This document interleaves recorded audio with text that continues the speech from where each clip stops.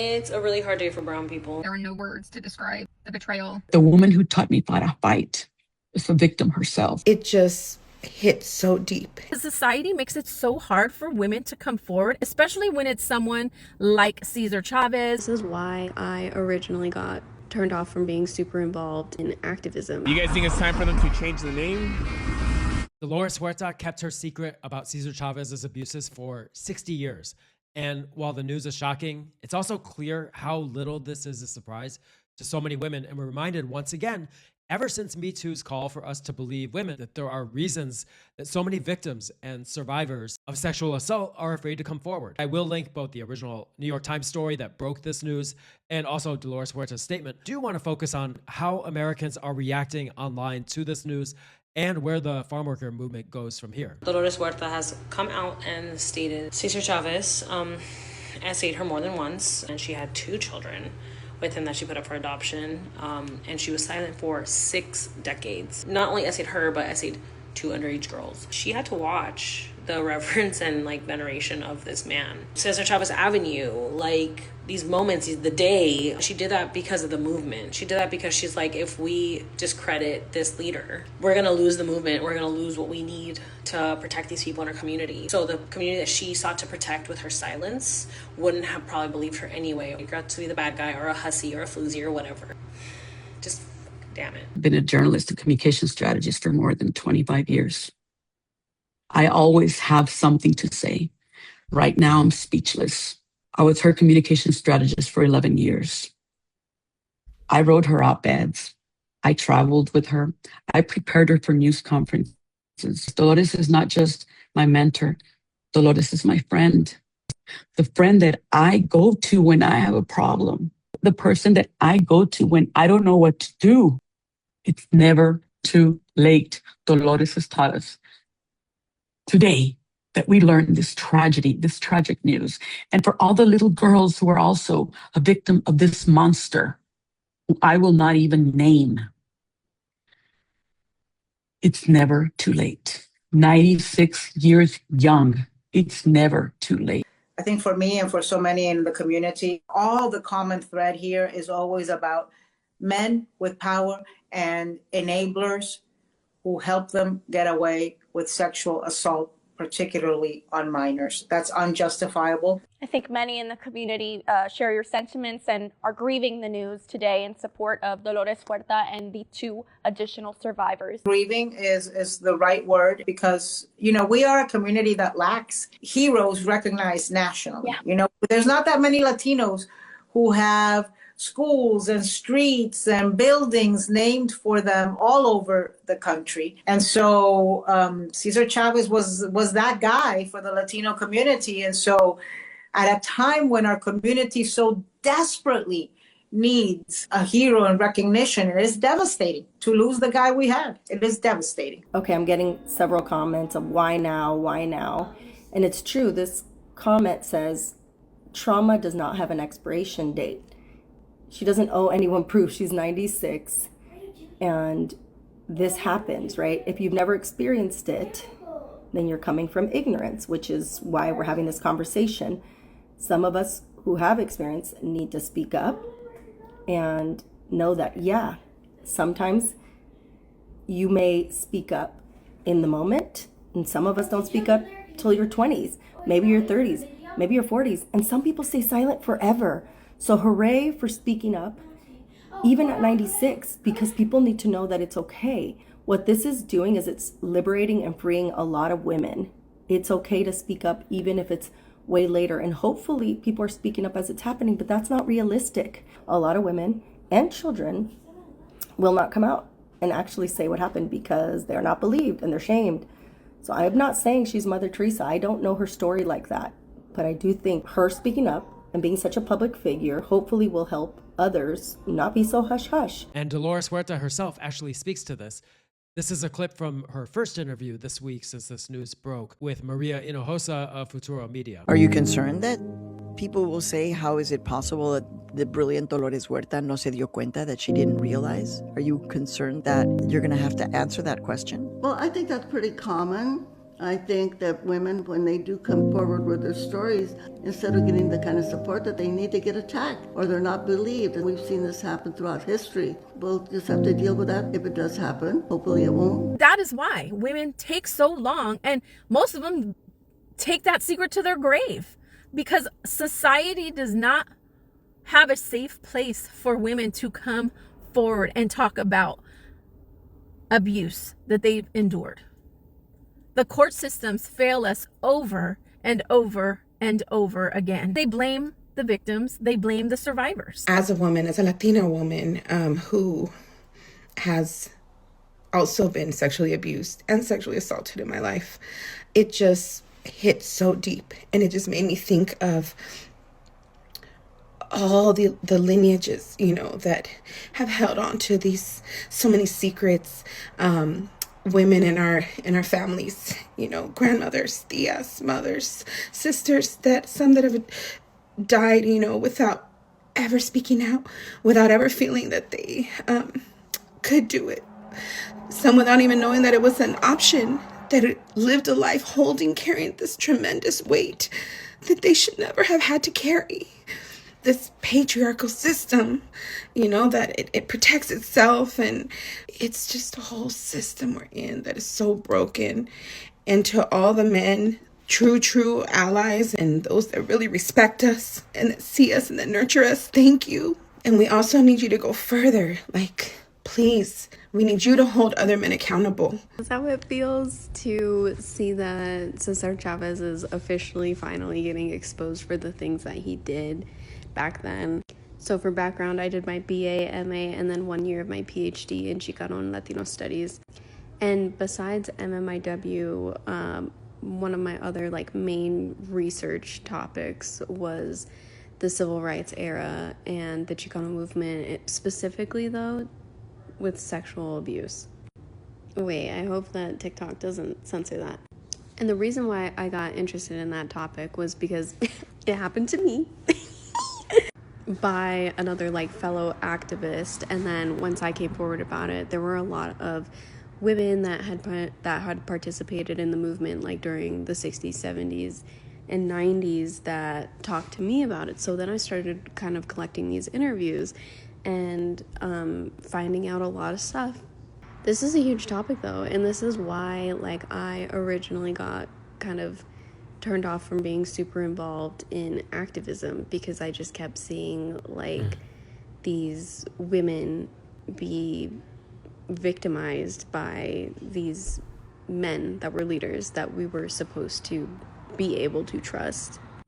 And especially in my own case, when I came forward, I was demonized. So I was like, you know what? Fuck you guys. I'm deuces. This is such a key point that she's making about social justice and organizing movements not being safe from this kind of abuse that happens in larger society, and actually turning off people who would otherwise participate in the movements because they have not rooted it out.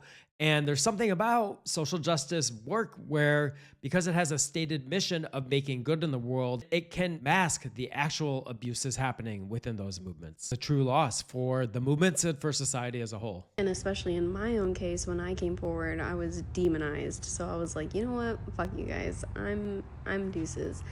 And then, so when I got into grad school, this was what I wanted my dissertation to be about. And I was told that I couldn't do it because it was too controversial. But I've always been incredibly interested in the ways that leaders of social justice movements, and I mean this is across any type of movement. This is obviously happening in frickin' the alt-right, the military industrial complex, the even frickin' anime cons and shit. This happens everywhere. But I always just wanted to talk about how messed up it was that these men during the Chicano movement were hailed as these heroes, but they were in fact very violent predators.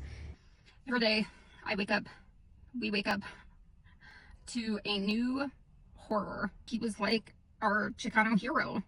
He was the guy. Generations of people growing up learning about him. There are no words to describe the betrayal. And she starts this by saying that every day we wake up to a new horror. And I think she's referencing the second Trump term where, among many other communities, the Trump administration is targeting farm workers. They are the tip of the spear. I actually made a video some months back in Camarillo, Oxnard, California, about one of the first ICE raids on a farm and how the community was responding to and processing that raid. And many people familiar with all of Cesar Chavez's policy stances know he was born in Arizona, and actually for much of his work doing labor rights organizing was pretty anti-immigrant and anti-Mexican. But needless to say, this is not an easy time for farm workers or immigrants generally. You guys think it's time for them to change the name? Bro, they should just go back to calling it La Brooklyn. Because my mom still calls it La Brooklyn. My tias, vamos a La Brooklyn. Like, it hasn't been called Brooklyn in like a long time, but what name do you guys think they should name it? No, but that's really fucked up what happened. Or maybe they should rename it to Dolores Huerta. And you see dozens of clips like this where around the country, they are taking his name off of statues and buildings, and cities are going to figure out what to do with Cesar Chavez Avenue in a lot of cities. Whether that's renaming for Dolores Huerta, which actually she has said she doesn't want to happen. She does not want the same kind of individual hero worship, or instead renaming, as I think the state of California is considering, some of these really important monuments and sites and roads for farm workers, for the farm worker movement as a whole. I have to admit that when I first heard about Cesar Chavez, I was like in denial because of everything that's happening in our society. So they're trying to mess with our history and our leaders. But when Dolores Huerta came out with her statement, it's a shock. And then I thought, when family members come out and share with other family members the SI, they don't want to believe them. Because ¿cómo puede ser? That shock of surreal, like unbelievable. I think the same feeling of, hearing that Cesar Chavez, unfortunately, those type of behaviors, that feeling that we have of surrealness and awkwardness and like shock is what a lot of people and many families want to like avoid, because it's so mind effing that it throws off the family system. If your first question is, why did Dolores Huerta wait 60 years? You're part of the reason she had to. Sexual abuse doesn't live in a moment. It lives in fear, in shame, in the whispers of, don't say anything, you'll ruin the family. And some of you men, you're not asking that question for truth. You're asking it to protect your comfort. Because if you actually believed her, you'd have to confront the fact that predators don't just survive, they're protected by uncles, by tias, by grandmothers, by grandfathers, by entire families who say, don't make waves, don't create controversy in the family. Understand this, she didn't wait, she survived. And every year she stayed quiet was another year. The system proved her right to be afraid. At age 96, didn't wait, she survived. That is really, really well put. Cesar Chavez was never without any controversy. And there has been many times where we have found things about Cesar Chavez that we thought, no, that can't be our Cesar Chavez. The Cesar Chavez that fought for every migrant worker out there. I worked for a school in Colorado named after him. And every year we honored him on Cesar Chavez Day. See, a lot of the doubters that doubt what happened to Dolores Huerta are men who never had a man on top of them against their will.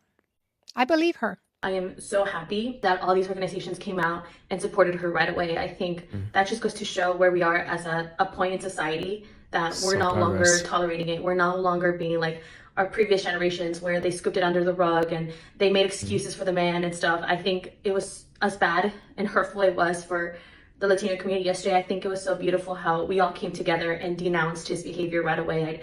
It wasn't a question of let's talk about it or let's ignore it. It was just like, okay, we're done. And it's so hard. I hope I said this in the right words because I'm still trying to grasp it, but it's been a really difficult day. As someone that worked with the United Farm Workers Foundation / movement, I want to note something very important. Women working in farm working in fields, specifically through the H-2A visa program, endures so much essay. The provider of the H-2A visa programs have total control over whether or not they come back the following season. They will go out and abuse women, sometimes even men, sometimes even minors, and you can't go to authorities because if you do, you will not have a job later this year. Ms. Huerta, none of this negates the movement itself. The sacrifices of farm workers or the hard work of the countless people who fought and are still fighting for dignity, labor rights, immigration, justice, and survival. The movement was always bigger than one man, and it still is. All of the street names, all of the murals, take that down. Replace his name with Larry Itliong, Dolores Huerta, and so many people that helped make that movement and continue to do so. Ever since a long time ago when I started learning about movements that have helped this society become a more truly multiracial democracy, one of the things that I've appreciated is how much more the focus has been on the hundreds of thousands and millions of people driving that movement rather than just this individual, heroic, often male leader. For example, there's a really good book called The Montgomery Bus Boycott and the Women Who Started It. And these are stories that are increasingly being told, but we have a long way to go. In the wake of this week's news, I think it's imperative that we walk and chew gum at the same time, stand up to ICE's abuses of farm workers and to the misogynist abuses from within our own social justice ranks.